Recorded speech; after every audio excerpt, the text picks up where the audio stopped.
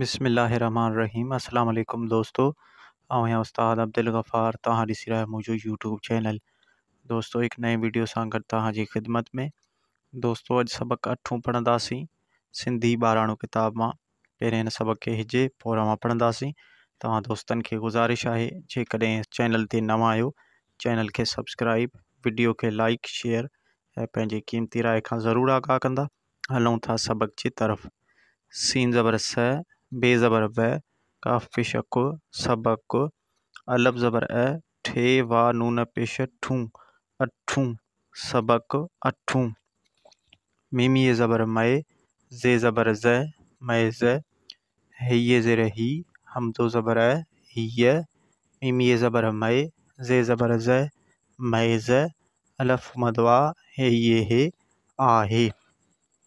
Anne ज़बर ए, नून ज़बर न, काफ ज़बर क, ऐनक, हिय ज़ेर ही, हमदो ज़बर अ, हिय, ऐनी ज़बर ए, नून ज़बर न, काफ ज़बर क, ऐनक, अलफ मदवा, हिय हे, आहे। सीनी से, ठे ज़ेर ठे, सेठे, टे अलफ टा, रिय ज़ेर री, टारी। मीम अलफ माँ, मीमी ज़ेर मी, मामी, मीम अलफ मा, सीनी ज़ेर सी, मासी।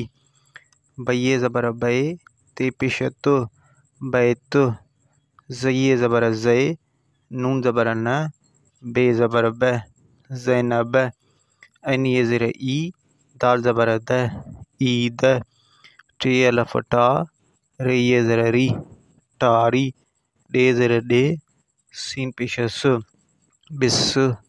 बैये ज़बर बे, ते पेश तु, बैत, लाम ज़ेर ले, खे पेश खु, लिख, सीनी से, ठे ज़ेर ठे, सेठे, अलफ ज़बर अ, चइए चे, अच्छे, थे वा थो, थो।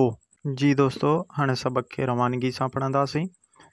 सबक 8 मैज़, हिय, मैज़, आहे, ऐनक, हिय, ऐनक, आहे, सेठे, टारी, मामी, मासी, बैत, ज़ैनब, ईद, टारी, ॾिस, बैत, लिख, सेठे, अचे थो।